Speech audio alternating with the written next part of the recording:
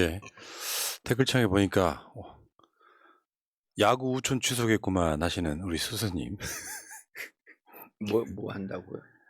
야구 취소한 우천 취소된다. 아, 우리 의원님이 볼 야동이 없네. 그러니까. 제 방송을 볼 수는 없고. 자, 저도 야구 좋아합니다만 저는 생방으로 절대 안 봐요. 다시 말씀드리지만 이긴 게임만 봅니다. 자, 알겠습니다. 우리도 뭐 승리한 역사가 여러 번 있으니까 또 승리를 해야 되겠죠. 자, 시작하겠습니다.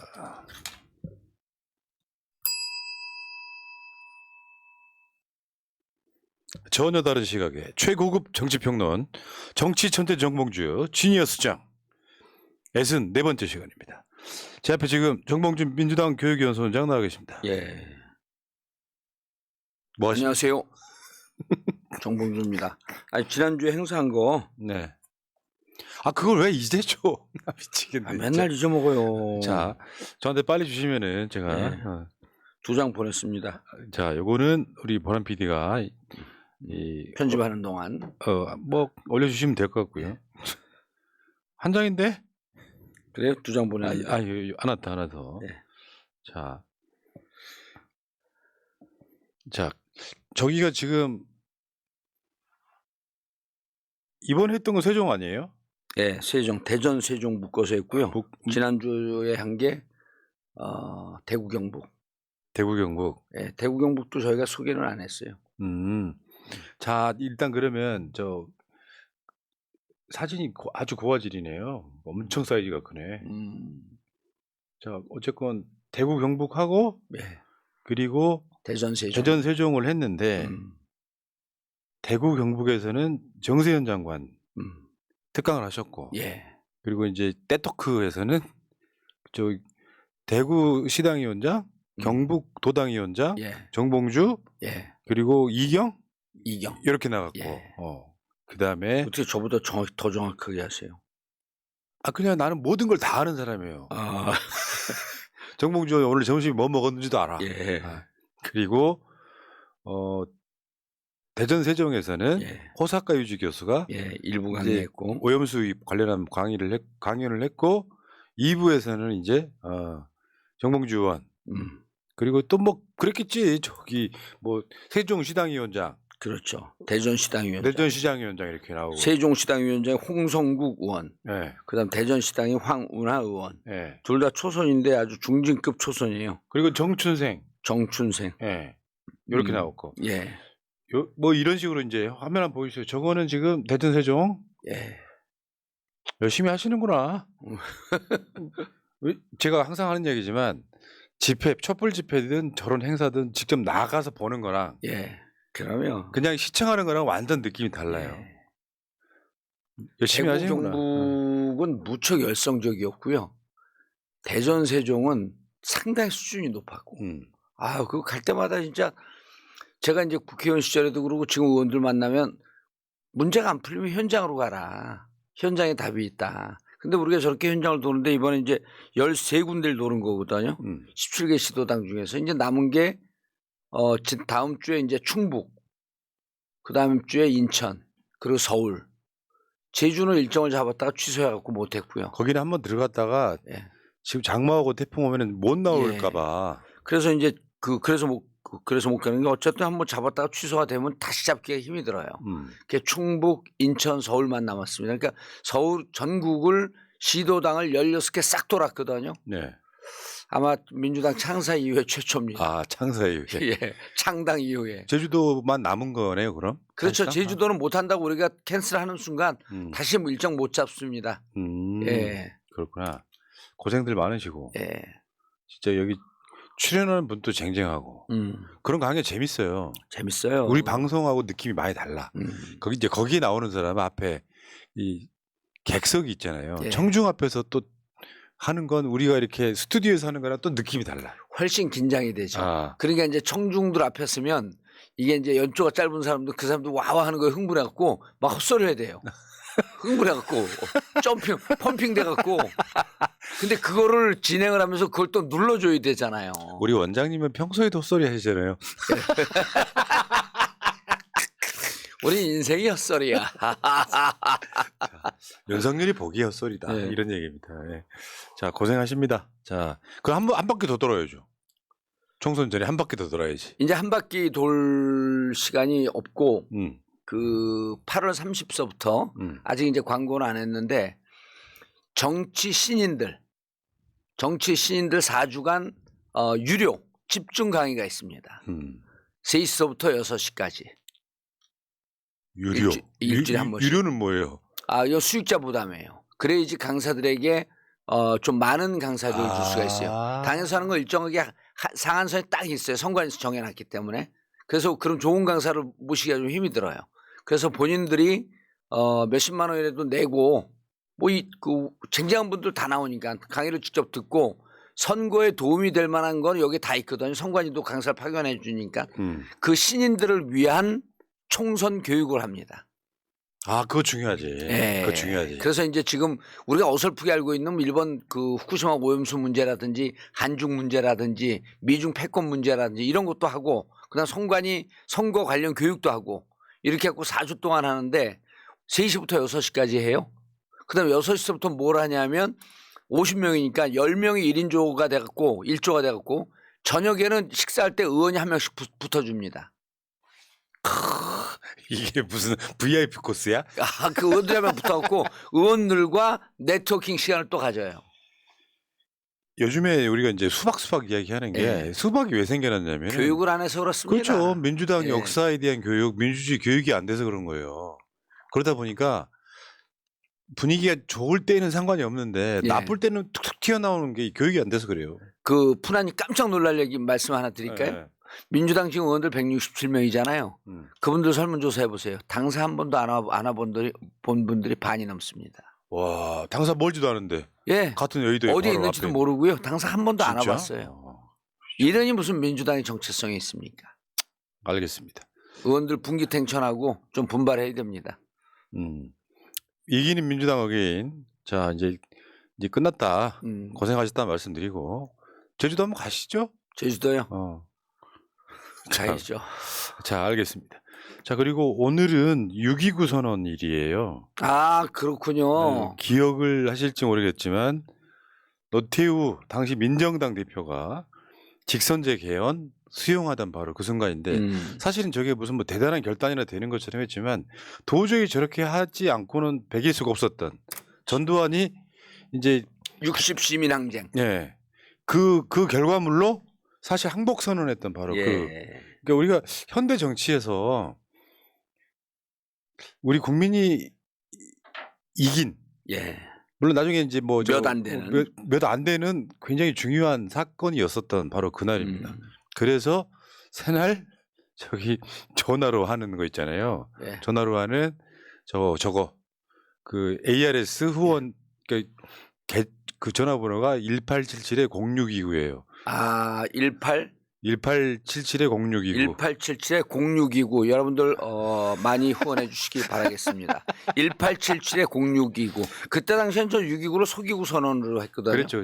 예. 근데 실제로요 이제 이거를 역사적으로 돌아가 보면 그 민중들 국민들의 여러 같은 요구가 있어가지고 나름대로 노태우는 정치 잘하려고 되게 노력했던 사람 중에 하나예요.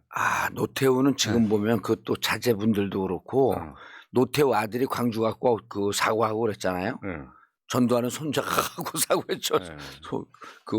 전우진인가요? 뭐 그 친구 가서 사과 그랬는데 노태우 대통령 조금 달랐던 것 같아요.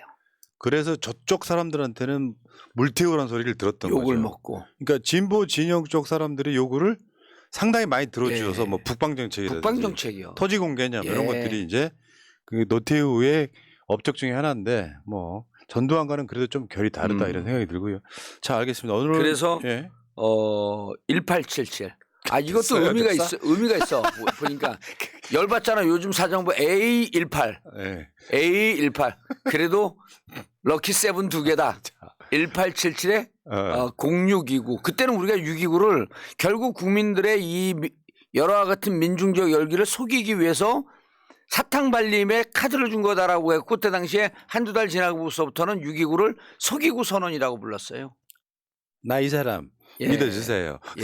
그리고 그리고요. 예. 2021년 6월 29일은 무슨 날인지 아세요? 2021년. 그래서 제가 이 속이고 선언이라 그랬어요. 2021년 6월 29일은 윤이 정치 참여하겠다고 선언한 날이에요. 아, 이연병. 그날이 공교롭게도 6.29야. 그거를 네. 기억하고 싶진 않아요. 네. 다 까먹었는데. 아니 저는 악착같이 추적해갖고 네. 결국 임기 단축해갖고 끌어내려야 되기 때문에 네. 임기 단축을 두 글자로 얘기하면 탄핵이라고 얘기합니다. 네, 알겠습니다. 예. 자, 일단 여기까지 그 관련된 이야기는 이따가 하시면 될 것 같고요. 자, 윤석열이 확실히 저는 급했다라고 보는.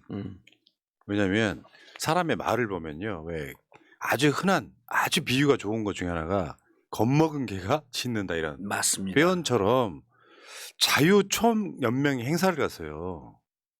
자유총연맹의 행사를 가가지고 아니 세상에 전임 정부를 반국가 세력이다. 그래서 종전선언 노래를 부르고 다녔다. 소리도요. 저 얼마 전에 김기현이 교수단 전설하는 장면하고 비슷하게 고래고래 고성을 지르면서 아 쫄았구나. 왜냐하면 사람이 이런 게 있거든요. 아까 이기는 민주당 의뢰인 공개 행사를 가면 사람들이 이렇게 텐션 업되는 것처럼 자기 나와버린 거예요. 사실은 막 자유총연맹 그러면은 누구나 다 알겠지만 사실상 우리나라 구구단체에 가깝거든요. 그렇죠. 극우에 가까운 우익단체죠. 예, 그 우익단체 행사에 갔더니 막 거기 나오신 여자분들 있잖아요. 윤석열 대통령 사랑해요 이러고 있어. 그러니까 업이 확 된 상태에서 막 찌르는데 아 저게 대통령 맞나? 저 정도 수준이면은 민주당 말처럼 일배다. 뭐 그거 유튜브 그만 봐라 할 정도로 굉장히 말이 좀 셌다. 저는 이런 관점에서 좀 보고 싶어요. 윤석열 대통령이 예를 들어 지난번에 우리 싱하밍 대표가 패배하는 쪽에 베팅했다가는 후회할 것이다라고 얘기했단 말이에요. 이재명 대표 만난 자리에서. 그래갖고 이제 그걸 갖고 난리 피웠잖아요. 국힘 친구들이. 그럴 때 전문가들이 이렇게 얘기합니다. 싱하이밍은 발언 실수한 게 아니고 중국 공산당의 공식 입장이라 그랬어요. 아주 오랫동안 준비된 발언이죠. 윤석열 대통령 즉흥적으로 했을까요, 이거를? 준비된 발언이죠. 대통령의 그 워딩이고 그렇죠. 이것이 기사로 나갈 것이기 때문에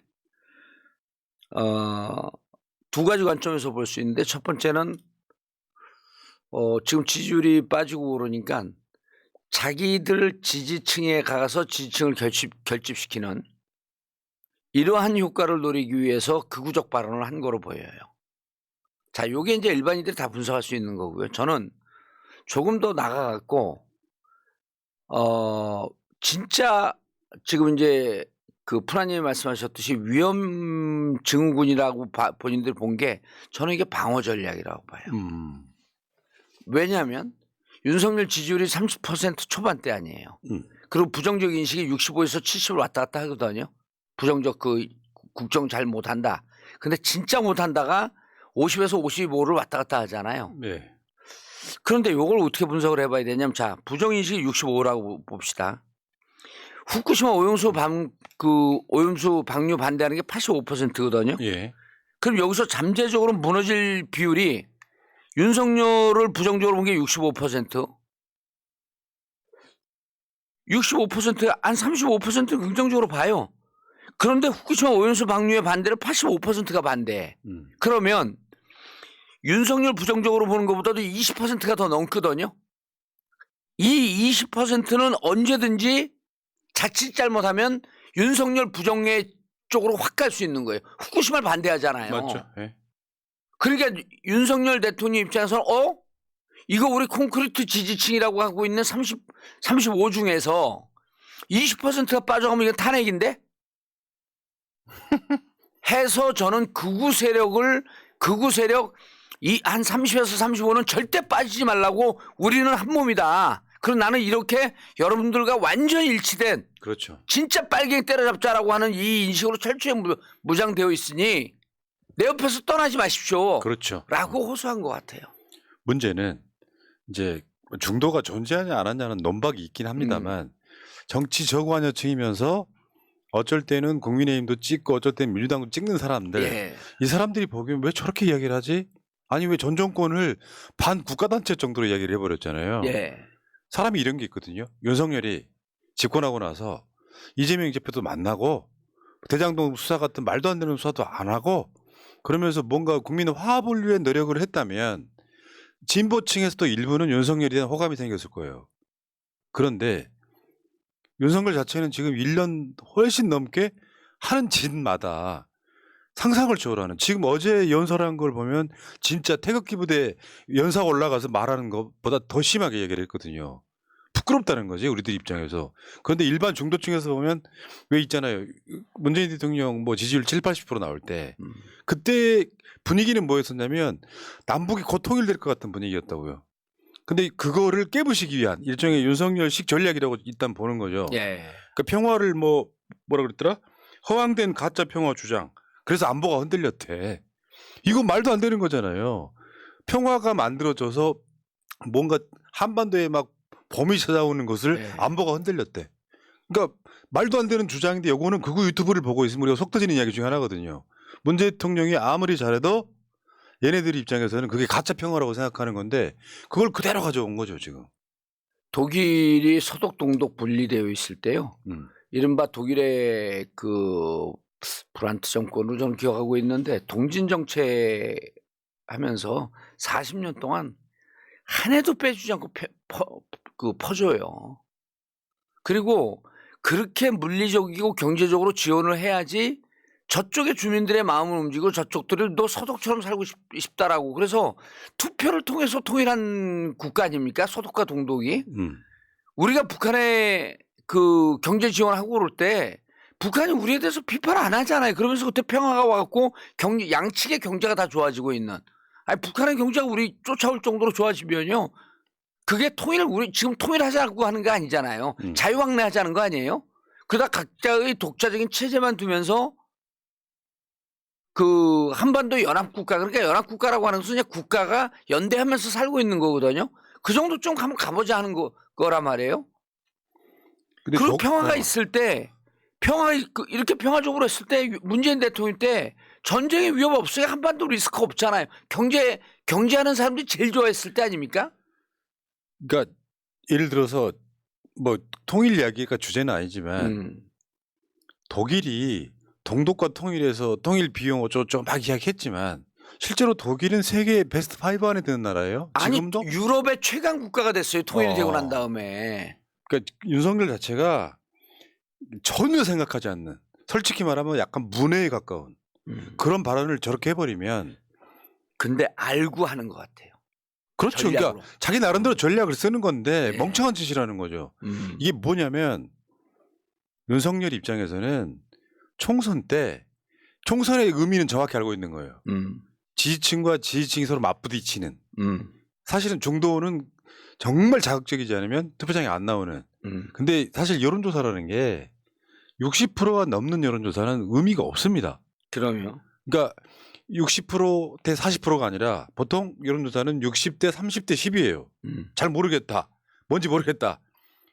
그러면 사실상 더블 스코어 정도 나는. 근데 그 선거가 예를 들면 수도권이나 부울경에서는 그 정도 숫자 차이가 나면 현실적으로 총선 압승이거든요. 예. 근데 애들 머릿속에는 그런 식으로 나를 찍었던 사람들, 윤석열 입장에서 한 5% 정도만 투표장에 나오면 이긴다고 생각하는 그리고 거예요. 그걸 결집시키자. 네. 그런데 그 사람들 자기를 찍었던 48%는요. 층하가 어떻게 되냐면 정치 고관여층, 중관여층, 저관여층 밑으로 내려갈수록 피라미드처럼 뚱뚱해지고 커집니다. 그런데 여기서 제일 밑에를 차지하고 있는 정치 저관여층은요. 이런 발언을 하면 안 나와요. 우리가 여론조사를 해봤어요. 저쪽은 우리를 플래카드 걸고 아주 강력하게 공격을 하거든요. 근데 우리는 좀 바보같이 달아, 유하게. 저렇게 강력하게 다는 거에 대해서 국민들은 신물을 느낀다는 거예요. 부정적 인식이라는 겁니다. 좀 부들부들하게 걸어야지 저관여층에서 자부심을 갖는데, 아니 이렇게 되면 국민들이 보기에 윤석열 대통령은요. 우리가 팁을 하나 드릴게요. 국민을 감동시켜야 되거든. 윤석열 때 없는 거. 예. 감동이 없잖아, 감동이. 참. 이게 이재명 대표 만나야 돼요. 근데 이재명 대표 만나갖고는 큰 감동이 없습니다. 양쪽 진영의 그 수장들이 만나는 거기 때문에 이재명 대표 만나고 윤석열 그 대통령이 막 그림 그리기 좋아하잖아요. 프랑스 가갖고 파리 공원에서 천안함 티셔츠 입고 천안함 모자 쓰고 하잖아요. 제가 얘기해 줄게요. 그건 미나토로 따지면 굳은자예요. 굳은자를 굳은자 먹고 패 먹었다고 좋아하는 거예요. 그러니까. 윤석열 대통령은 이재명 만나고 야당과 대화하는 척하다가 원내대표가 원내 부대표들 데리고 저녁에 한 7, 8명 데리고 술 먹어요. 그 정보를 미리 다 할 수 있거든요. 딱 민간복을 해갖고 그 술 먹는 자리 여의도에 딱 참석을 하는 거예요. 아니 지나가다 내가 오늘 당사 이쪽 지나가다 보니까 의원님들 여기서 술 한잔 하신다 그러길래 그 불현듯 왔습니다. 불청객이니까 불편하면 제가 갈게요. 그러면 어느 의원들이 그거 가라 그럽니까? 거기서 술 한잔 먹고 어깨동무하고 사진 찍고 원하는 게 뭡니까? 우리가 뭐 정치적 떠났고 자주 한번 저 용화대도 한번 놀러 오세요. 그러고 원하는 대로 하겠습니다. 그러고 이재명 대표 만나십시오. 그러면 얼마 전에 만났습니다. 그리고 둘이 자주 대화하겠습니다. 이거 사진 나가면 한 달 동안 지지율 쫙 올라가요. 댓글창 안 봤지만 뻔한 거 있어요. 가르쳐 주지 마세요. 아니 근데 가르쳐 줘도 괜찮아요. 안 하기 때문에. 자, 근데 확실히 위기의식을 느끼고 있는 것 같아요. 위기의식 느낀 거예요. 그러니까 뭘 해도 오죽했으면 얼마 전에 저 국무회의에서인가요? 내가 경제를 이렇게 잘했다고 세일즈 얘기했다고 말을 막 뱉었어요. 그러니까 사상 최고로 뭔가를 가져왔대. 근데 알고 보면 다 가짜야. MOU 뭐 사우디아라비아에서 그 MB한테 배운 거 아니에요? 그러니까 MOU뿐만 아니라 서로 뭐 투자 유치 약속 이런 거 있잖아. 이런 거를 언제 밥 한 번 먹자 해갖고 밥 먹는 거 봤냐 이렇게 표현도 하고 있지만 아니 제가 이렇게 지나가다가 쉽게 얘기해서 나보다 급이 높은 누가 가다가 스쳐 지나가요. 스쳐 지나가면서 안녕하세요. 그러니까 그분이 잘 지내지? 자 조만간 만나? 이거 그냥 상식적인 얘기 아니에요. 그러니까 이 사람이 가갖고 지역 갖고 나는 그 사람과 약속을 잡고 전폭적인 지지를 따냈습니다, 여러분. 그냥 그 사람이 그런 메모랜덤 아니에요. 예? MOU가 메모랜덤 오브 MOU 언더스탠딩 양해 각서예요. 그냥 이해했다. 너네들이 무슨 얘기하는 걸. 야 우리 투자해줘. 이해했어. 무슨 얘기하는지.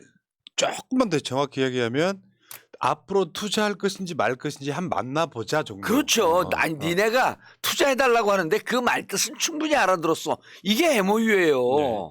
자 이야기 좀 진행시켜볼까. 할 말 진짜 많아 오늘. 그래요? 그러니까 윤석열이 이제 사석에서 총선에 170석은 얻어야 된다고 이야기를 했다는 거잖아요. 근데 그 말 듣고 사람들이 지금 빵 터져가지고. 아니 난 윤석열이 민주당인 줄 알았어. 민주당 목표가 170석인데. 뭐 내가 민주당에 들어갈 수는 없고 그러면서 뭐 대선 때 나와가지고 그 어쩔 수 없이 국민의힘 들어왔다고 그랬는데 애당심이 없어. 저 민주교육연수원에서 교육연수원에서 이거 저 교육 좀 시켜야 돼. 170석이요. 170석이 저는 물론 이것도 윤석열을 똑똑하게 보는 사람은 프레임이다 작전이라고 보는데 윤석열은 진짜 그렇게 생각하는 것 같아요. 그런 것 같아요. 일단 첫 번째 뭐냐면은 여론조사 안 믿는 거죠. 실제로 총선 때는 다르다 이렇게 생각을 하는 거예요. 근데 윤석열 집권하고 나서 바로 한 달 안에 부정평가가 우리 입장에서는 골든크로스가 이루어지면서 지금까지 왔단 말이에요. 그러면 계속 빠졌죠. 그러니까 1년 동안 고착화된 윤석열의 그 무능, 폭정 이런 이미지가 고착화된 상태에서 고착화됐어요. 뭘 해도 안 되는 상태가 되잖아요. 그게 자동응답이든 전화면접이든 국민들이 이렇게 가면 고착화가 되면 사실상 윤석열 지지층 중에 저는 3분의 1 이상은 투표장에 안 나온다고 안 봐요. 나옵니다. 아니 윤석열 지지했던 사람 중에 5%만 안 나와도 끝이에요. 그러니까 민주당이 180석 얻었을 때 문재인 대통령 지지율은 정반대였었죠. 60% 이상 나왔으니까 그 정도 나오는 거예요. 지난번에 그 프라님이 그 얘기하셨잖아요. 대선 투표율 77%, 2020년 우리가 싹쓸이할 때 66%인데 예를 들어 한 15%가 빠져요 투표율이. 그럼 얼마가 되냐 하면 64%쯤 되거든요. 아니 60, 50 그렇죠. 59%쯤 돼요. 투표율이 60%안 넘습니다. 근데 그 빠진 게 대부분이 국힘에서 빠져버리게 되면 상황 종결해요 그냥. 어쨌건 근데 그럴 개연성이 너무 높아졌어요 지금. 저는 이번 총선은 투표율이 높아질 거라고 보고요. 예. 예전에 평균보다 높아질 거라고 민주당 지지층에서 높아질 거라고 봐요. 그러니까 민주당만 잘하면 예. 민주당 지지층 중에 굉장히 투표장에 몰려 나올 음. 가능성이 높은 그런 선거라고 보는데 자 국민들의 비웃음 폭발했다. 170석 이야기에. 예. 아니 사람이라는 게 평상시 때 공부라도 좀 열심히 하고 시험 점수 잘 나오길 바라야지. 아니 근데 이거는 진짜 그 문재인 대통령 이 발언을 한 거 보면 노무현 대통령이 2020년에 2020년 대선되고 2003년 말에 민주당이 좀 잘 됐으면 좋겠습니다. 열린우리당이 이 발언 때문에 탄핵간 거거든요. 그렇죠. 그러니까 총선이라고 했어요. 총선에서 좀 잘 됐으면 좋겠다. 근데 여기는 목표 110석을 얘기했잖아요. 이거는 탄핵 사유거든요.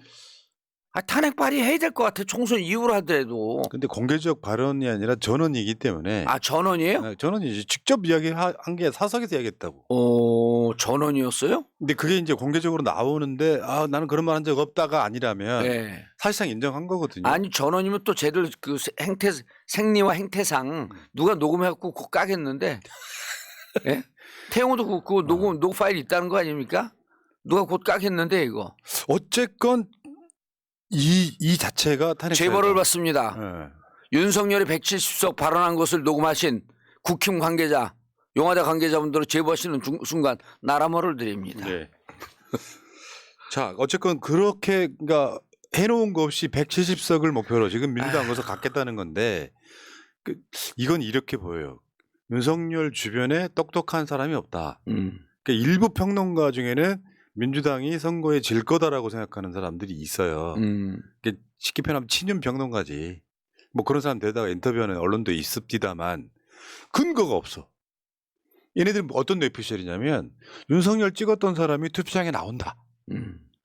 민주당은 투표장에 안 나올 거다라는 이상한 뇌피셜을 갖고 있는 거.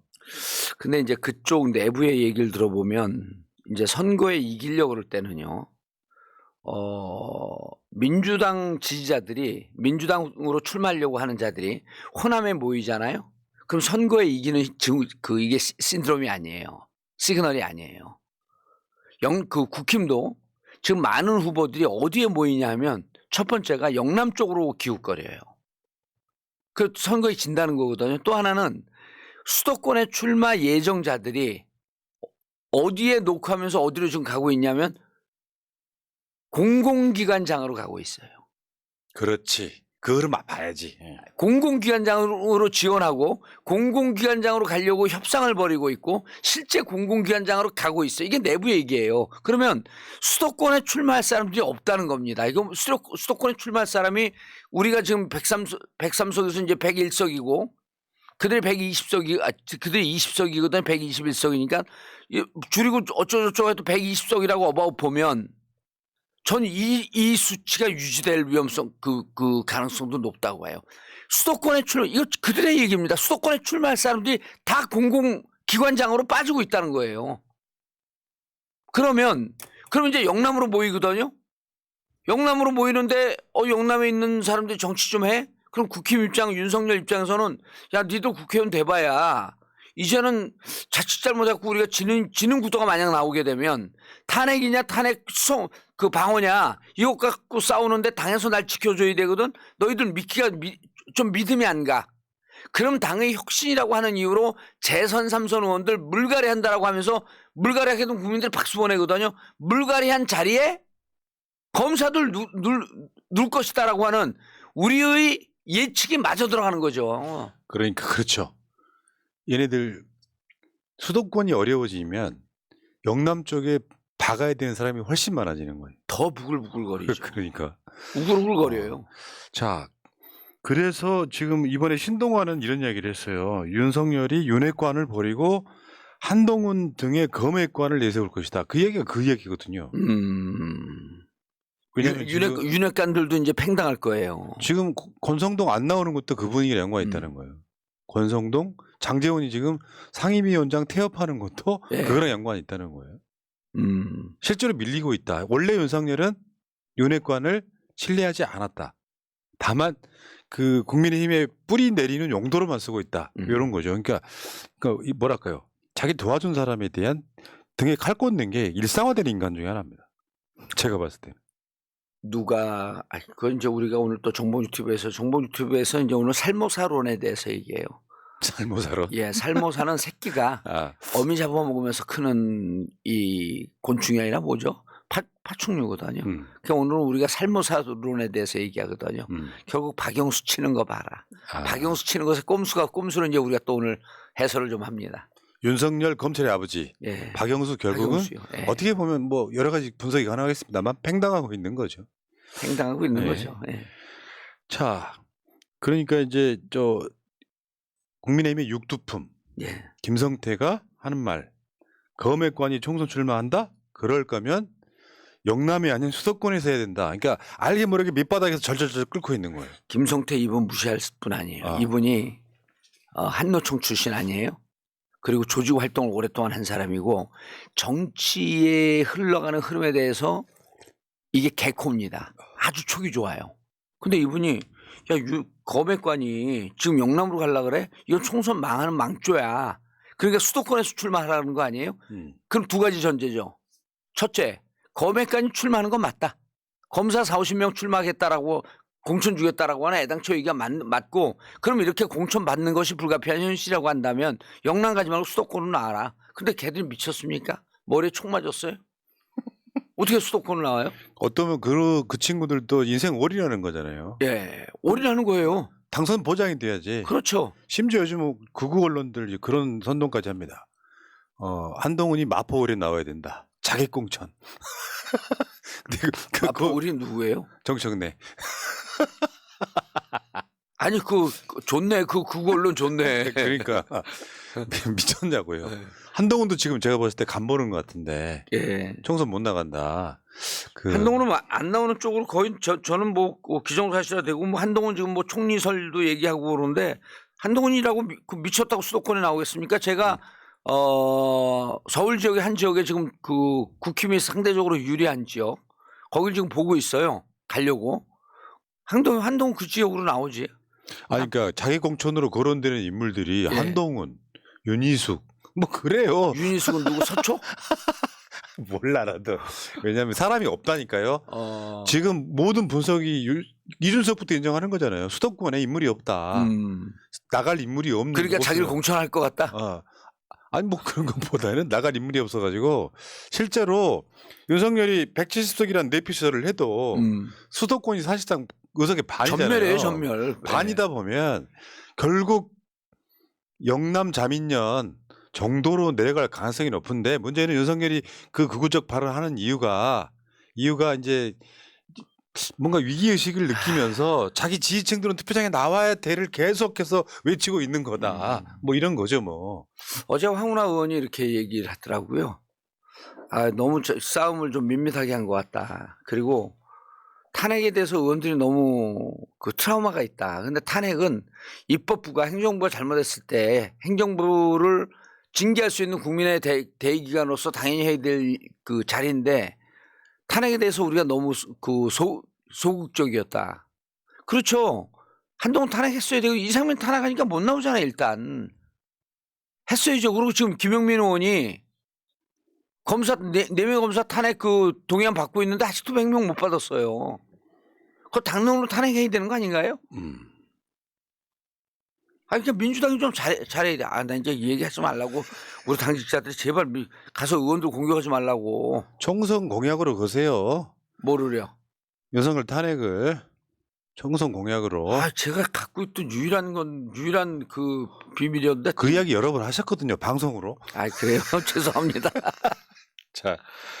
자, 윤석열 지금 다급하고요. 예. 그러니까 지지층만 기대서 유일한 총선 전략이 됐어요. 내가 당신들의 사이다가 될 테니 낯찍으로 나와주시오 48%. 근데 지금 현재 지지율로 보면 약 15% 정도는 그러니까 자기를 찍었던 전체 국민 중에 15% 정도는 빠져 있습니다. 그러니까 자기 지지층으로 보면은 30% 이상이 빠져 있는 거예요. 빠진 거예요. 난 그 사람은 안 돌아올 거라고 봐요. 그러니까 여러분들이 지금 우리 고관여층들은 음. 정치가 뭐 누구 출마하면 저쪽이 뭉칠까 막 이런 소리 하지만 총선이 대선을 이겨본 적이 없고요.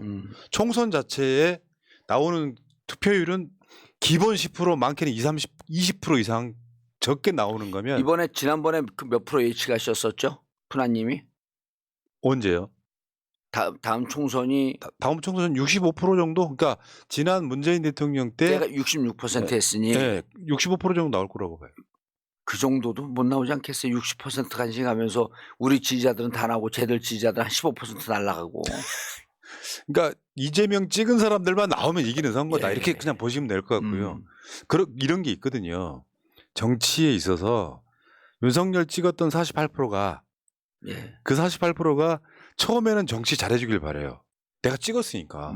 욕먹기 싫으니까. 근데 그중에 상당수 윤석열 지지층에서만 보면 30% 정도가 떠났다라고 하는 것은 결국 그 사람들은 투표장에 안 나갑니다. 민주당 심판하러 나가는 게 아니라 투표장에 아예 안 나가요. 그리고 윤석열 지지율가 10%에서 20% 떨어질 개연성이 전 높다고 보는 게 후쿠시마 오염수 방류가 이게 다 알면서 반대하는 거거든요. 85%예요. 그럼 오염수 방류하는 걸 강행하겠다. 어제 그저께 일본의 관방장관이 관계되어 있는 자들이 반대하게 되면 방류 안 할 수도 있다라고 하는 발언을 처음 했어요. 그 말 듣고 윤석열 쪽 절망을 했죠. 왜 그러냐면 방류해야 되는데 그러니까 이 사람들은 선택의 여지가 딱 그것밖에 없는 거예요. 기본적으로 오염수 방류 찬성을 해버렸잖아요. 어찌됐건 간에. 예. 일본도 안 하는 매일 브리핑하면서 그러면 방류를 안 하게 돼도 문제고 하게 돼도 문제인 어느 쪽이든 독박을 쓰는 구조에 생겨버린 건 게 일본이 오염수 방류를 강행을 하게 되면 일본과 미국과의 관계를 실드칠 수 있지만 만약에 여기서 오염수 방류를 일본이 안 하게 되면 일본도 안 하는데 니들은 찬성했단 말이야. 이렇게 돼버릴 수밖에 없는 거예요. 자, 어쨌건 자 윤석열 지금 다급해서 점점 말이 세지고 있습니다. 겁먹은 강아지가 세게 진다. 자, 그런 원리가 아닌가 싶고요. 자, 여기까지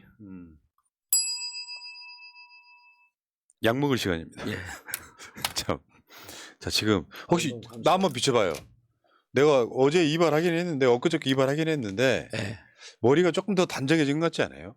그러니까 조금 이게 그 미용실 원장이 하는 말이 내가 그랬어요. 이게 먹은 지 한 이제 2주 됐잖아요. 예. 딱 2주 됐죠. 저 약 먹고 있어요 그랬더니 하는 말이 느낌이 내가 그 얘기 들어서 그런가? 뭔가 더 풍성해진 느낌이라는 거야. 아니 지금 안 빠졌잖아요. 네. 안 빠졌기 때문에 머리에 힘이 생기거든. 네. 아니 내가 봐도 힘이 좀 생기신 것 같아. 그래요? 그래서 힘 생기는 그 기준은 뭔지 제가 지난 시간에 말씀드렸죠. 이 뽑아갖고 이쑤시개가 되나 안 되는지. 아직은 플라시보일 가능성이 없지만 그렇죠. 자, 어쨌건 약 먹을 예. 시간이에요. 이제. 아니 근데 미용실 그 디자이너 원장님 제일 잘 알아요. 내가 못 보는 걸 보잖아요. 머리 위에 있는 거.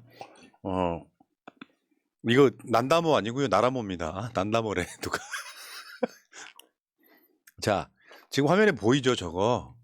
요거 이제 어디서 사느냐. 집으로 고. 저거 이제 정봉주 의원 유튜브 채널 가면은 이제 정봉주 의원이 이제 소박하게 차려놓은 쇼핑몰이 있어요. 거기 가시면은 나라모 증정 이벤트 해가지고 나라모 한 박스 20호가 들어있는 거 3개 구매 시에 20호를 더 주는. 그러니까 3+1. 그렇죠. 이렇게 되네. 그리고 큰 박스 2개 사면 하나 더 주고 예. 큰 박스 4개 사면 2개 더 주는 행사를 하는데 집으로 고뿐만 아니라 모든 검색창에 다 가면 있어요. 그러니까 쿠팡에 들어가도 있고 네이버에 들어가도 있고 다 어디서든 검색하면 가능합니다. 예. 자, 여성분도 드실 수 있어요. 이거 호르몬제가 아니고 한약이잖아요, 사실은. 공유죠. 그렇죠. 공유에 가까운 건데. 자, 여성분들도 이제 머리 많이 빠지시는 분들은 이거는 꾸준한 장복이 중요합니다. 맞습니다. 먹었다 안 먹었다 마시고. 그리고 먹어봐야 이거 뭐 나겠어 하는 걸 불신이라 그러거든요. 네. 불신하면 어떻게 됩니까? 듬성이죠. 그런데 하면 야, 현재 머리 많다. 근데 저 현재도 몇 년 전이에요. 지금을 비춰줘야 돼, 지금. 예? 저 현재도 몇 년 전이야. Right now, at this moment. 아, 예, 보이시죠? 진짜 신기하단 말이에요. 예. 아, 화요일 날, 더 라이브 갔잖아요, KBS. 예. 그러니까 최욱 씨가 형님, 솔직히 얘기해봐. 내 형이 옛날 사진 봤거든. 뭐 했어? 심었지. 심었지. 딱 그래. 그래서 야, 이건 나라모라고 그러니까 에이, 나라모가 뭐 이렇게 검색해 보더니 나라모가 있네? 그 왜 그랬더니 아, 우리 아버지가 다 날라가고 최욱이 숱이 엄청 많아요. 최욱 씨 아버지가 다 날라갔대. 그래서 그럼 체육도 금방 빠지겠네. 금방 빠지죠. 그래서 내가 화장실에서 형 나 걱정 없어. 그래서 너처럼 숱 많은 애가 금방 빠져. 그러니까 최욱 씨가 그 아주 착하고 순진하잖아요. 근데 아버지한테 소개해 주려고. 그래서 최욱 씨 아버님 나라모 드시면 됩니다. 그래서 쿠팡 혹은 네이버 다음 모든 검색창에 가서 나라모를 검색하시면 내 머리 나라모. 뭐요? 무슨 뭐 그런 노래가 다 있어요. 아니 그 내가 금방 만들어서 불러버렸어. 자, 그래서 제가 저는 예방 차원이 좀 더 강하고 예. 심각하다 이런 건 없지만 좀 나신 것 같아 느낌이. 느낌이 그렇죠. 예. 이게 플라시보가 있는데 제가 요거를 제 머리를 나게 하는 차원에서 정봉주 의원과 매주 얘기를 하면서 근데 여기 이마 여기는 조금 벗겨진 거예요? 이 M자는 올라가는 거니까 원래. 아 원래 어디서 M자는 올라가는 거죠. 거잖아요. 아유. M자 이렇게 M자. 예. 의원님 M자가 전에는 소갈머리가 없었던 느낌인데 여기도 없었고 다 없었죠. 심은 거죠. 나라모 자, 나라모. 자, 레오맘님, 푸나님, 정봉주 의원님 반갑습니다. 지난주 목요일 홍대 미용실 갔다가 주차장에서 정봉주 의원님 뵙고 너무 반가웠어요. 저도 나라모 먹은 지 석 달째인데 효과 있어요. 강추합니다 하셨습니다. 석 달 되셨대요? 석 달 되면 이제 효과 나타나기 시작해요. 그렇죠. 예, 저거 주작 절대 아닙니다. 예. 예. 자, 여기까지. 자, 여러분 아무데나 가셔서 나라모 검색하시고 한번 도전해 보세요. 여기까지 하겠습니다. 2부로 갑니다. 자, 이제 민주당 이야기를 한번 해볼 텐데 엊그저께 이재명 대표가 민주당 고문들 일부를 만났나 봐요. 고문들 일부. 누구라고 말씀 안 드릴게요. 지금 이재명 대표가 대여 투쟁은 잘하는데 당내 관리는 소홀하다 이렇게 얘기를 했다는 거예요. 어떻게 보십니까?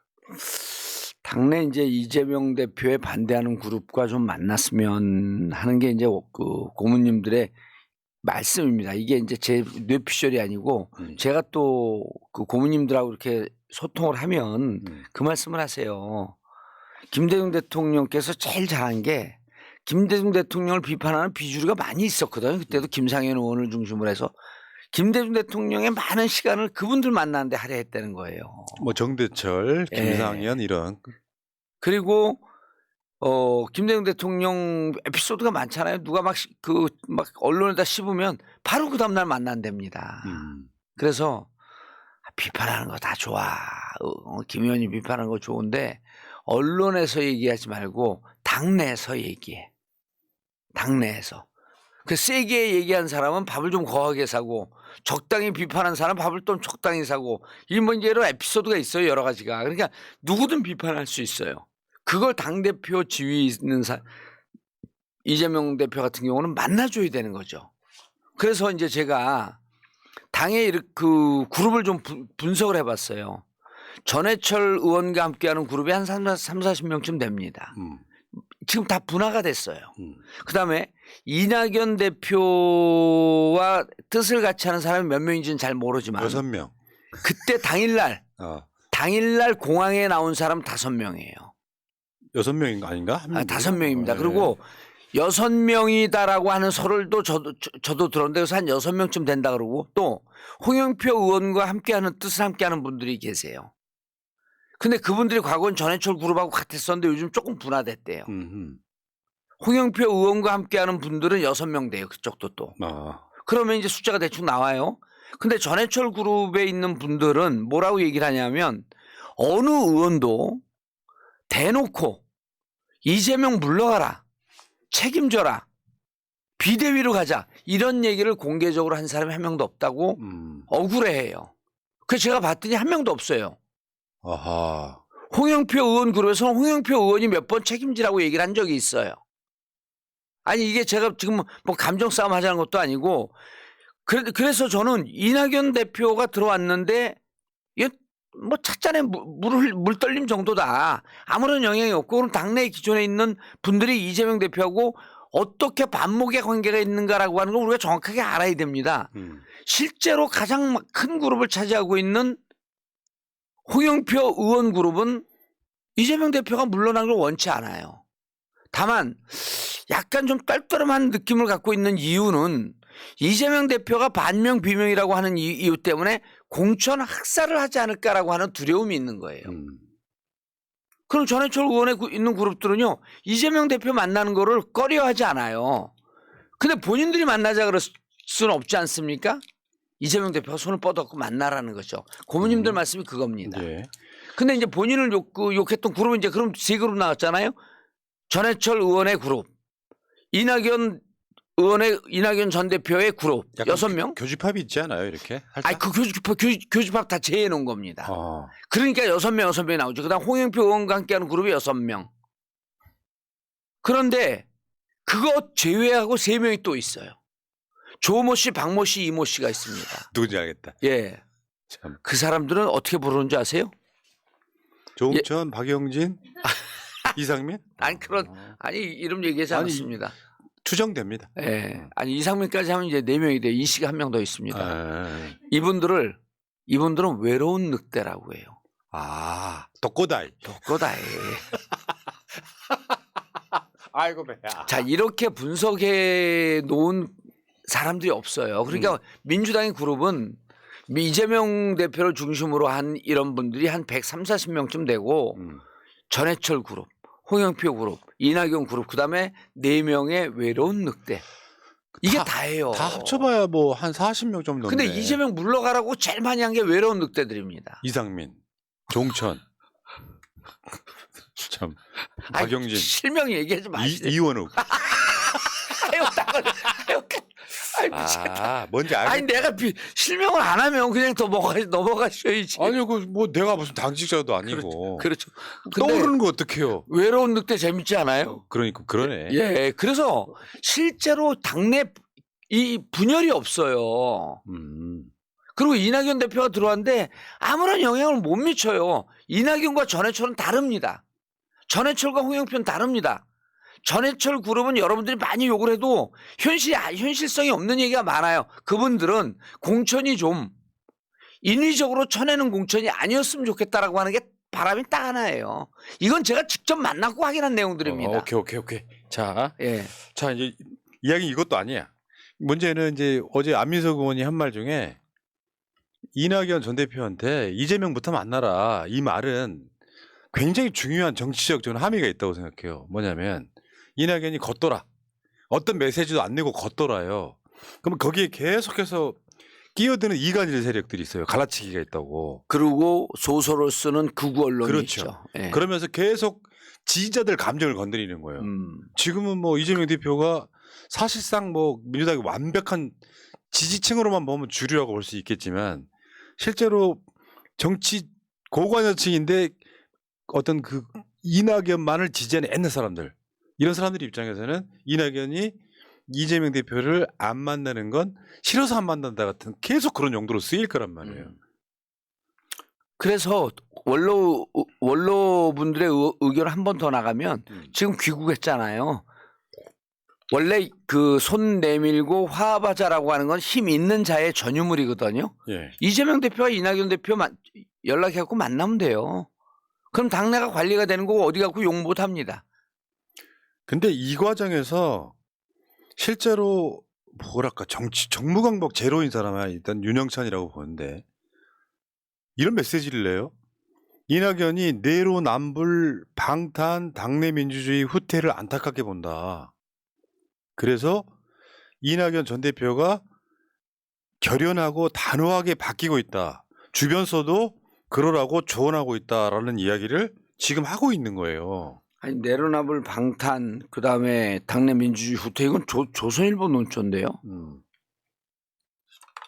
아 조선일보 논조인데 이 얘기를 우리 당 의원이 이 얘기를 한다고 한다면 이 부분에 대해서는 아니 윤영찬 의원이 계속 이렇게 하게 되면 이낙연을 도와주는 게 아니에요.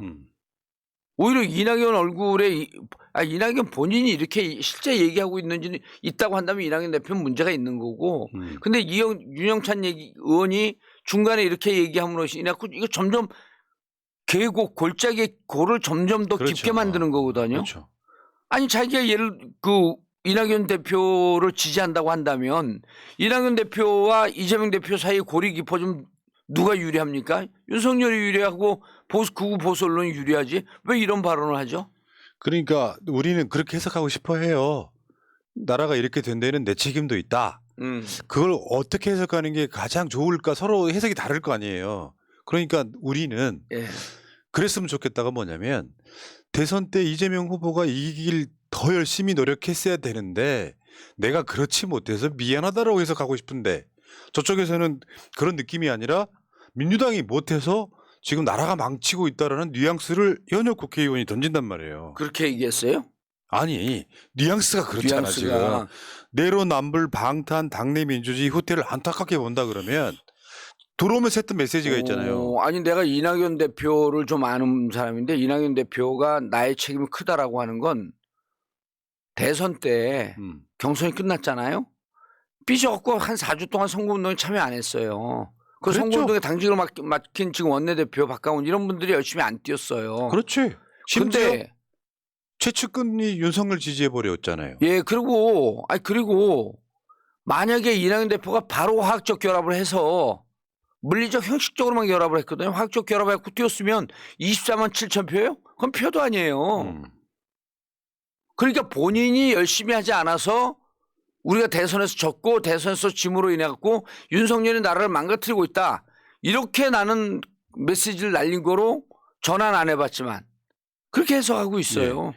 그러니까 어찌 됐건 민주당을 분열시켜야만 총선에서 이기는 저쪽 세력들은 네. 이낙연을 그런 불쏘시개 갈라치기 용도로 써먹을 거란 말이에요. 그러는데 윤영찬이 왜 거기 북치고 장구치고 춤을 추냐는 거예요. 참 이게 내가 봤을 때는 윤석열은 대한민국의 내부 총질러잖아요. 일본 편들면서. 이게 본인은 어떻게 생각할지 모르지만 저런 식으로 이야기하는 게 진짜 내부 총질이 아주 악질적 스킬 중에 하나입니다. 그러니까. 근데 윤영찬 의원이 난 저보다 나이 많은 선배인 줄 알았어요. 저보다 아래더라고. 난 옹격결에 형이라고 그럴 뻔했어. 아, 왜 그러세요 지금? 지금 그게 중요해? 중요하죠. 근데 그러니까 그 어린 친구들한테 이렇게 얘기할 수 있거든. 어린 놈이 정신을 차려야지. 네, 알겠습니다. 아, 여기 잠깐만 광고 하나만 할게요. 그래요? 아니 또 다른 광고가 아니라 민주당 당원 가입해야 된다고. 지금 보니까 7월 말까지 당원 가입을 해야 민주당 총선 경선에 참여할 수 있어요. 그러니까 7월 말까지 가입을 해야 돼요. 7월 말까지? 네. 그럼 제가 출마하는 지역에도 좀 가입해 주시기 바라겠습니다. 어딘지 말을 안 했잖아요, 여기까지. 끝까지 얘기 안 할 거예요. 그건 무슨 말씀이냐면 전국적으로 특히 서울 많은 의원들이 여러분들이 저 사람은 국회의원 하면 안 되겠다라고 하는 그 지역에 갖고 당원 가입 해달라는 거예요. 근데 이제 중요한 게 저는 결국에는 민주당이 대의원제 폐지를 넘어서 나아가서 소위 말하면 공천혁신. 그러니까 우리 민주당 지지층 중에 난 무조건 민주당 좋아하는 사람도 있지만 니들 민주당 180석 뽑아주니까 뭐했냐는 사람도 있단 말이에요. 그런 얘기 하면 안 돼요 이제. 근데 그런 사람들 입장에서 봤을 때 민주당을 찍어줄 만한 요소 중에 하나가 잘 싸울 사람들 집어넣는 거예요. 이번에 그 서울경제하고 한국갤럽이 그 여론조사 한 거를 보면은 국회의원 물갈이 선호 여론이라는 게 있어요. 그거 좋아. 국민의힘 지지층은 48.3%가 물갈이해라. 그리고 민주당 지지층은 53.6%가 물갈이해라. 그러니까 민주당 지지층이 더 물갈이 여론이 높다는 거죠. 훨씬 더 높네요. 한 5% 이상 높다는 거지. 이건 원래 이제 이런 게 있어요. 정치인 아무리 뽑아놔 봐야 못한다라고 생각하는 기본 깔고 간 여론이 있어. 어느 지지층이나. 근데 국민의힘의 지지층들은 윤석열 정권을 위해서라도 잘 안 싸우는 사람은 물갈이해야 된다라는 여론일 것 같고 민주당 지지층은 그게 더 높다는 것은 53%. 저거는 그런 거라고 봐야죠. 윤석열이 저러고 있는데 왜 안 싸우냐에 대한 여론이 훨씬 크다는 거죠. 그러면 결국에는 민주당이 대의원제 폐지를 넘어서 그것도 총선 공천이랑 연관이 있으니까 물갈이를 확 했다는 이미지를 줘야 되는 게 중요하다. 실제로 해야 돼요. 실제로. 그래서 다시 180석을 뽑아줘도 이제는 잘 싸울 거야라는 이미지를 줘야 된다는 거예요. 근데 그 당시 지난 총선 때 180석은 여당 뽑아준 거거든요. 그렇죠. 여당 뽑은 거죠. 그때는 잘 안 싸워도 돼요. 잘 안 싸워도 되는 상황이었죠. 문재인 대통령의 정책을 잘 지켜줬으면 됐어요. 근데 내가 그 잘 싸울 사람 하나 알고 있는데 추천해도 될까요? 하세요. 누군데? 정씨인데. 정봉주. 가까이 있는데. 참 알겠습니다. 자 그리고 하나 더 있어. 예. 국민 52.6%는 다른 사람이 당선되는 것이 좋다. 이제 아까 말씀드렸던 그 맥락에 인물을 교체하자. 인물을 교체하자. 근데 반은 좀 신물난다 이런 얘기예요. 예. 지금도 민주당에 잘 싸우는 사람들이 있습니다. 근데 이게 이렇게 이제 그 인물 교체론이 특이한 현상은 아니에요. 매번 오면 우리나라 국민들이 무척 열정적이고 변화를 바라는 사람들이 은근히 많아서 항상 50% 이상은 물갈이하고 교체하라고 하는 요구가 매 선거 때마다 있습니다. 근데 이번에는 조금 더 특징적인 게 이번에 물갈이는 좀 다르다는 거예요. 아주 구체적이라는 거예요. 잘 싸울 사람으로 해라.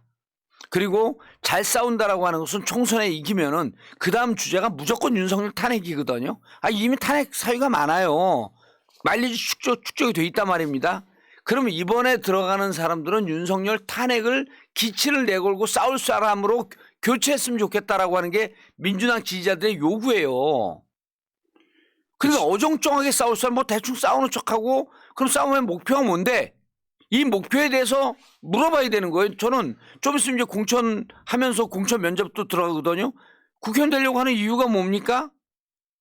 물어볼 거 아니에요. 그러면 나는 지금 민주주의를 후퇴시키고 있는 윤석열을 끌어내리는 것이 22대 국회의원의 목적입니다. 그럼 구체적으로 어떻게 할 겁니까? 이마저마해서 이렇게 끌어내리겠습니다. 라고 하는 블루프린트 청사진을 낼 수 없는 사람은 공천에서 아웃시켜야 돼요. 그건 현역이든 원외위원장이든 똑같습니다.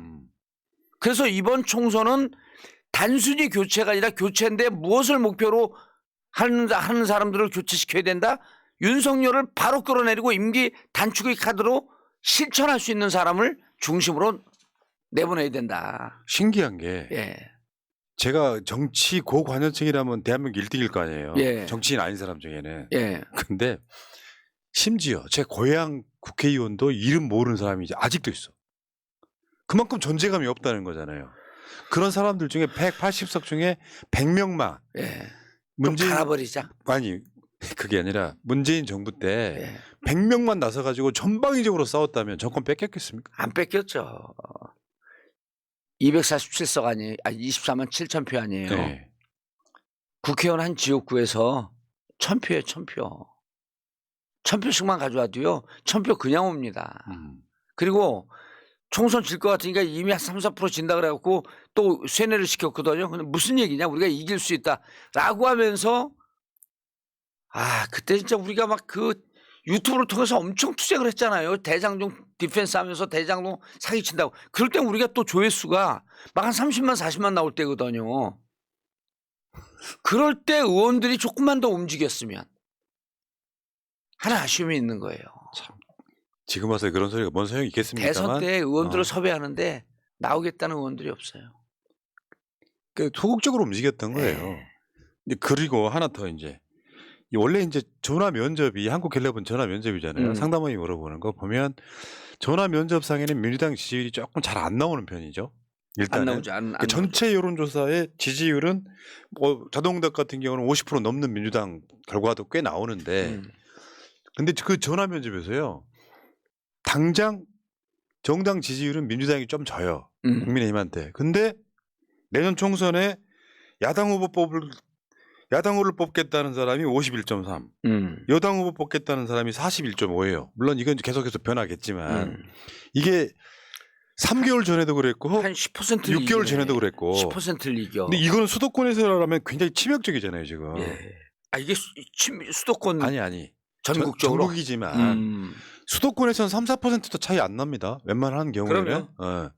그러니까 이 상태가 되는 거 보면 민심 내에서 민주당이 살짝 뭔가 이렇게 쳐주기만 하면 굉장히 많은 민심이 반응할 것 같다. 이렇게 저는 그렇게 보는 거고. 그러니까 이런 여론조사들을 보고 있으면 이 여론조사를 알려드리는 이유가 예. 고착화시켜야죠. 제가 슬픈 얘기 하나 드려도 돼요. 민주당 의원 중에 제가 이제 어디 갖고 얘기했어요. 이번 총선 때는 탄핵이라고 하는 어잔달 들고 나가야 된다. 그러니까 제가 있을 땐 얘기 안 하다가 제가 잠깐 화장실 간 사이에 그러더래요. 이번 탄핵 카드 들고 나가면 역풍 분다. 야이씨 이러면 역풍은 아니 무슨 역풍이 붑니까? 헌법을 위반했으면 탄핵하는 게 정상 아니에요? 그럼 나는 아니 내가 예를 들어 내가 탄핵에 앞장설 의원이니까 여러분 탄핵이 필요하면 나를 뽑아주세요 하는 거 아니에요. 근데 내가 표가 안 나고 떨어져. 그럼 탄핵을 원치 않는 거지. 이 성패는 내가 다 책임지는 거 아닌가요? 그리고 그거를 그 후보가 주장하겠다고 하는데 당에서 그 주장하지 마라 이럴 수는 없는 거 아닙니까? 그러니까 후쿠시마 오염수 방류건 당론이겠죠. 윤석열 탄핵은 당론은 못 갑니다. 오히려 당은 더 부담스럽죠. 그러나 많은 의원들이 그걸 들고 나가게 되면 그 무슨 역풍이 불어요? 지금 170석 총선 국힘이 얻어야 된다라고 선거에 관여해갖고 이건 정치적 중립을 위반한 건데. 그러니까 이게 총선 불개입을 개입해서는 안 되는 건데 개입한 거고. 예, 그게 있잖아요. LG 프로야구 선수 중에 임찬규라고 있어요. 네. 이 친구가 그냥 딱 거만거만한 투수였어요. 근데 작년과 올해가 완전히 달라졌어요. 달라진 이유가 박찬호의 멘토였던 메이저리그의 굉장히 유명한 사람 해설도 하고 있던 그분의 책을 봤다는 거야. 그 책에 뭐가 나와 있냐면 야구를 심리학으로 분석하는 거예요. 심리학으로. 그러니까 내가 투수로서 쫄아가지고 스트라이크를 못 넣어. 얘가 뭘 칠지 모르니까 두려우니까. 그러니까 고만한 투수였는데 내가 상대하는 타자의 심리를 읽고 들어가니까 지금 일치월장했거든요. 누구요? 임찬규. 근데 그 이야기를 왜 하냐면 이 대선이라는 이 총선. 그러니까 대선 지나고 총선이라는 이 2년 딱 걸리는 거잖아요. 그런데 국민들 심리를 못 읽으니까 계속 두려운 거예요. 역풍이 불 거라고 생각을 하고 뭐 누가 출마하면 우리가 뭐 저쪽을 뭉친다고가 아니라 결국 저는 이렇게 보거든요. 우리가 여론조사를 총선까지 압도적으로 가도 결국에는 많이 붙어요.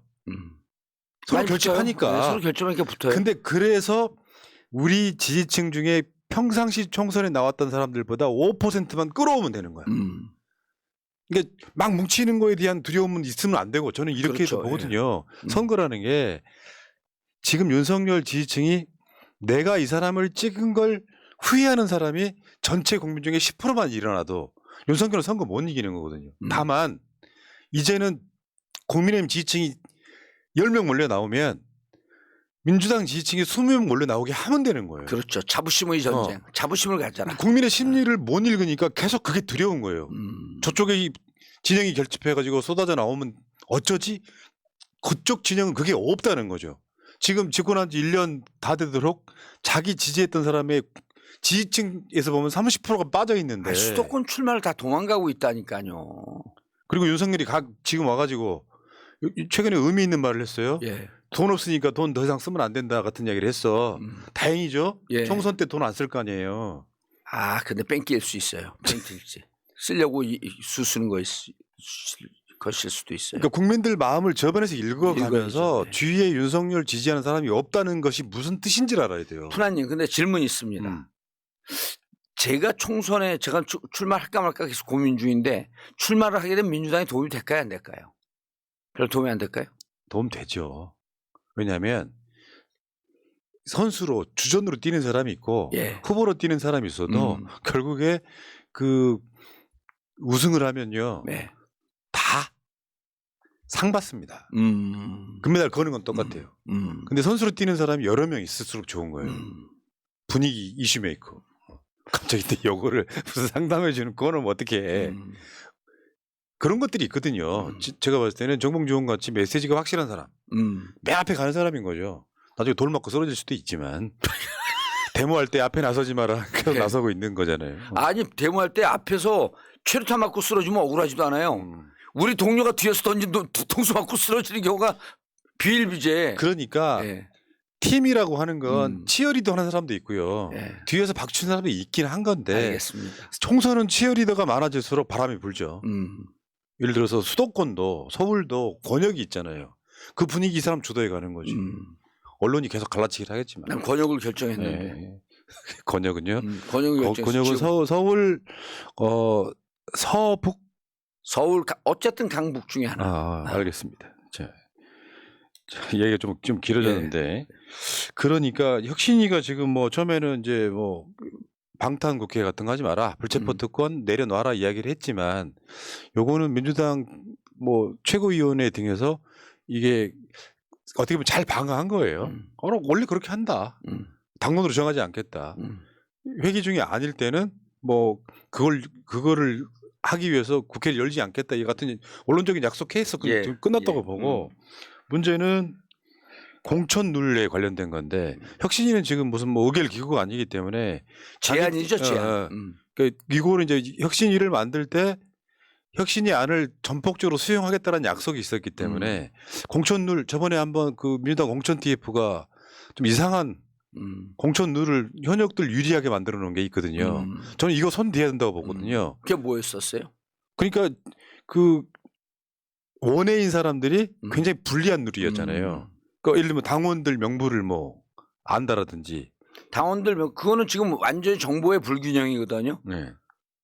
현역 의원들은 그 지역의 권리당원들 다 알고 있어요. 예를 들어서 김병주 의원이 남양주 갑으로 갔습니다. 거기 갑에 김한정 의원이 있거든요. 김한정 의원은 권리당원 명부가 다 있기 때문에 권리당원을 대상으로 상대로 선거운동을 할 수 있어요.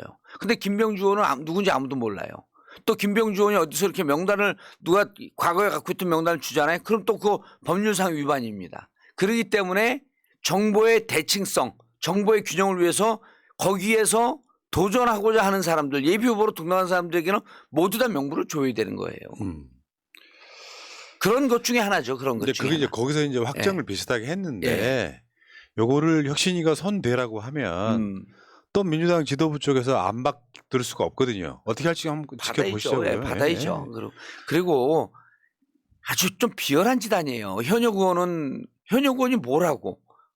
이미 51.3%가 현역 의원 갈자고 하는 이런 분위기가 있는 마당에 현역 의원에게 일방적으로 유리한 이 공천 룰을 가져가면 안 되는 거죠. 그러니까 이게 물갈이 비중이 보통 이제 역대 선거들을 보면 30% 넘어가면 물갈이 했다 하거든요. 그렇죠.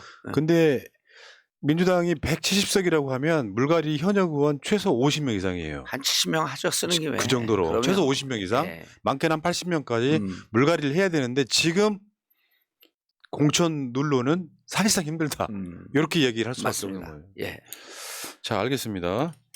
자, 여기까지 하시고요. 주말 집회. 주말 집회 홍보 좀 하겠습니다. 지금 7월 1일 날 토요일 오후 4시 저번에 민주당 첫 장애 집회했던 바로 그 자리 숭례문 뒤쪽에서 저 촛불 집회하는 그 라인에서 또 하는데 이번에는 저 극우 유튜브 이런 애들 나오지 않겠죠. 그 옆에서 막 이재명 구독을 외치는데 그래서 이재명 대표의 채널이 새날과 비슷해졌잖아요. 아니 우리가 여기서 집회하면 길 건너에서 쟤들이 아주 교활하게 또 허가를 내준 거거든요. 아니 그 시민단체하고 해갖고 길 건너에서 시민단체가 그 장소를 같이 그 집회 장소로 신고해버리면 걔들이 못하잖아요.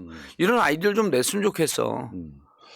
자, 여러분 꼭 나오셔야 돼요. 이 숫자가 많아질수록 이재명 대표나 민주당이 큰 힘이 됩니다. 그리고 정치 혐오증이 아니시라면 민주당도 열심히 잘하고 있는 측면이 있어요. 저도 전화를 나가니까 저 만나는 분들에게 제가 특전을 드린다 그랬잖아요. 저 사진 찍을 저 무대 올라가실 거예요? 무대 안 올라가요. 네. 지난번에 한번 무대 올라갔는데 없어 빽빽거려 그냥 구호만 외치고 내려왔어요. 그러니까 민주당 전체가 못한다가 아니라 민주당 잘하는 사람한테는 박수, 못하는 사람한테는 비판하는 것이 저는 현명한 지지자 이렇게 생각을 합니다. 저는 조만간에 지역을 결정하고 발표할 겁니다. 조만간이 말하고 싶어. 거의 막 말하고 싶어서. 아니 조만간이 2월 말이에요. 예, 2월 말이에요. 아 예. 진짜. 하긴 그때도요 발표하고 나도 시간 많아요. 그럼요. 아. 어차피 전국구로 뛰시는 거잖아요. 예. 오죽하면 뭐 방송 명의 전국구에서. 예, 그리고 저는 어. 이제 그 출전하면 다른 분들 선거운동 가서도 막 도와주고 열심히 뛰어야죠. 알겠습니다. 예. 자 여기까지 하시고요. 자 정치천재 정봉주 우리 의원께서는 주말에 집회에서 뵙겠습니다. 자 64번째 방송 마치겠습니다. 고맙습니다. 예, 감사합니다. 민주주의 평화 통일 다 죽어간다. 이대로는 놔둘 수 없다. 자, 다시 한번 해보는 거야. 자, 다시 한번 싸우는 거야. 자, 손 맞잡고 어깨를 걸고 우리 함께 이기는 거야. 자, 다시 한번 해보는 거야. 자, 다시 한번 싸우는 거야. 자, 손 맞잡고 어깨를 걸고 우리 함께 이기는 거야. 자, 다시 한번 해보는 거야. 자, 다시 한번 싸우는 거야. 자, 손 맞잡고 어깨를 걸고 우리 함께 이기는 거야. 자, 다시 한번 해보는 거야. 자, 다시 한번 싸우는 거야. 자, 손 맞잡고